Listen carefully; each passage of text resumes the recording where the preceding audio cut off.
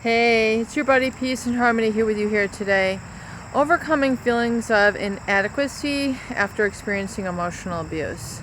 Emotional abuse is basically a situation when someone has used psychological measures, psychological tools to attack you, belittle you, degrade you, and how your needs basically have put you at the bottom of the list, the bottom of the barrel.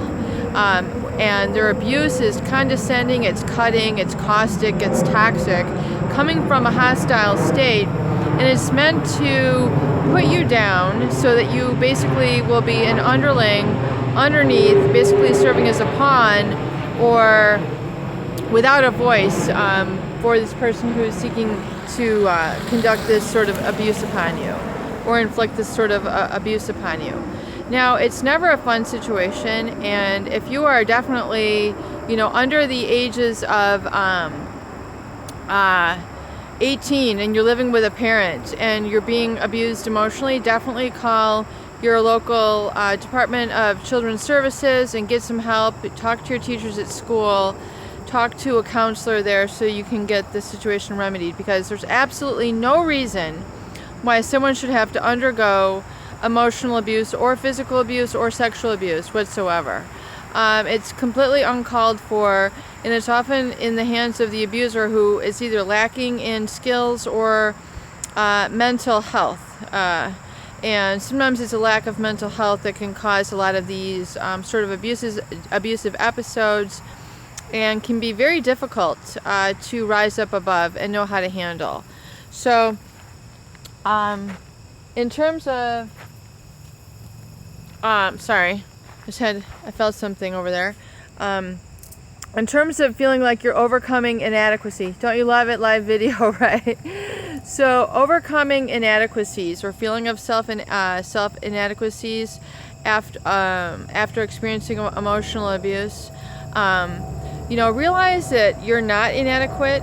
Realize that you're not incompetent, that you actually have a lot of strengths and a lot of great qualities to give to the world. However, it's the chronic receiving of these sort of negative emotions from an abusive parent, an abusive boyfriend, an abusive girlfriend, that makes you feel like they know better, and then you begin to trust them and think that they know better than you, and you're putting yourself like underneath them and feeling like, well, you're naive, or I don't really know, and I trust this person, maybe almost like an adopted sort of manner, where you've basically given them the right to have power over you.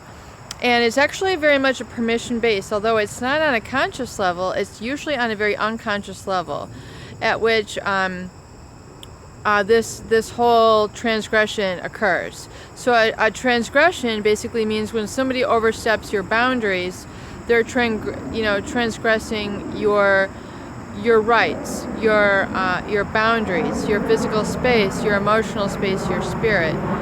And I believe there's a church or a prayer in the Catholic Church that talks about forgive us our trespasses as we would forgive those who trespass against us. So basically, emotional abuse is like the ultimate trespass and the ultimate, violation. They're violating your energetic boundary, your personal voice. It's a personal attack. And although I would recommend, don't take it personally, because this person is really an inadequacy or weakness within them that's causing them to freak out and abuse you. So I hope in this video you can start to understand the distinction, and you'll begin to see and feel about yourself in a more positive and a stronger manner. Because one thing we definitely see in people who have experienced episodes of abuse or chronic abuse, severe abuse, traumatic treatment, chronic and ongoing, that they lack this internal programming and this internal strength, and they don't really know how to kind of reconnect to their own feeling of feeling adequate, and it weakens them. And then it weakens them to the point where they can't register and tune into their own needs and speak up for themselves. So they tend to stay in the abusive relationship just because of lack of strength. I mean, they just don't literally know how to stand up. And maybe to the outsider or the person who has a strong, self-esteem, confidence, they kind of know they have their own boundaries kind of like built in, or they were taught to have boundaries, or they were treated with respect, they were mirrored with the love and attention, they have this already in place. You can build this up though now with learning and getting away from the source of abuse. So in terms of feeling inadequate, don't let that pervade you. The abuser has basically instilled this in you, so I want you to understand that feeling of inadequacy is actually residing in the abuser, not in you. It's residing in the abuser. They have projected it or mistreated you in such a way so that you begin to feel those sort of feelings, which are not your true feelings. As I always like to say, the depressed you is not the real you. I really feel that underneath the depression is a truly happy, functioning person.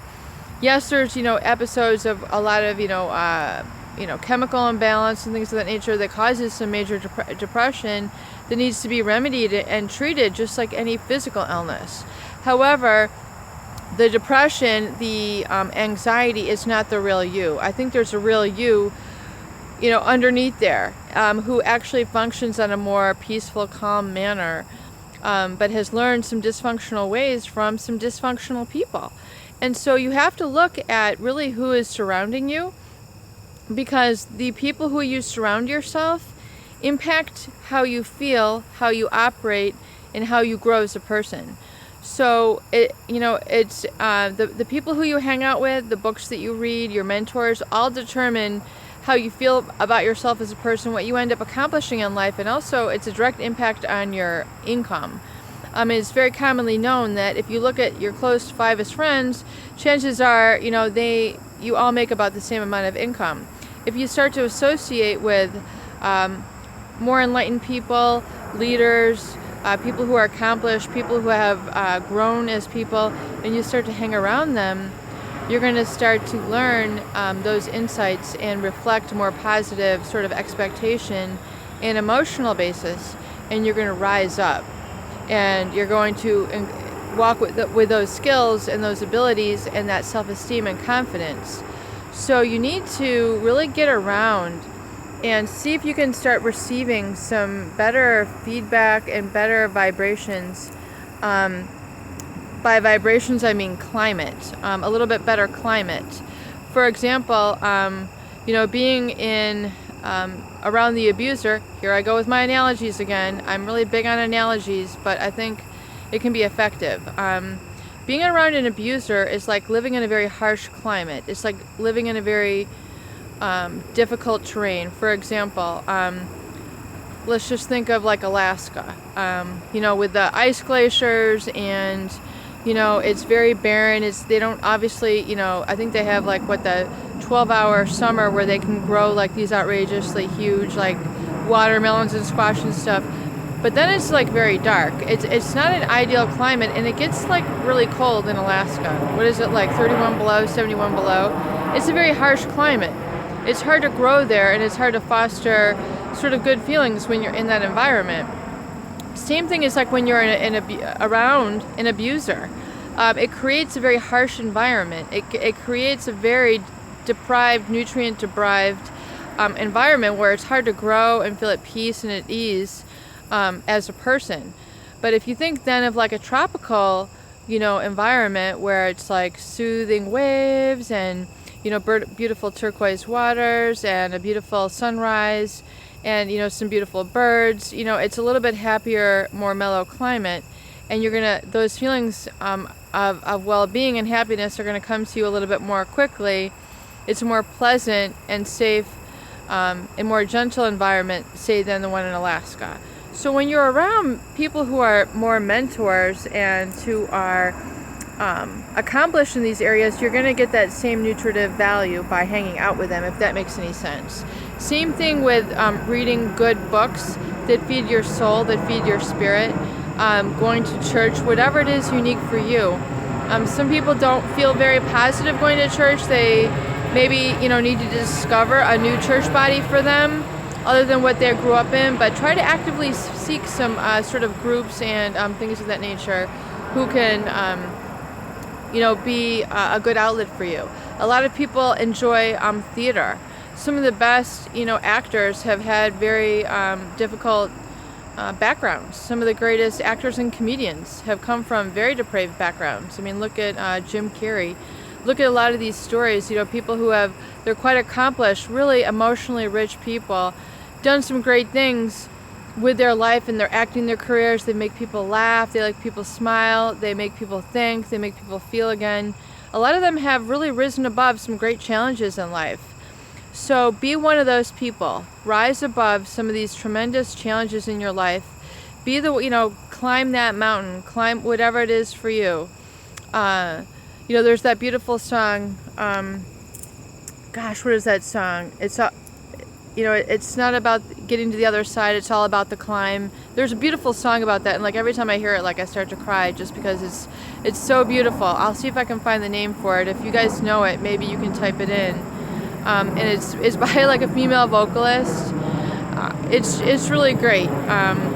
But anyway, whatever that mountain is, whatever that Mount Everest is in your life, make the climb, and then have the pride of making it to the top of that, getting to the top of that mountain, that Mount Everest, and say, I did it. Yes, I did. Peace and harmony here with you here today. Please share, please subscribe for more great tools, videos, and discussions. Love you.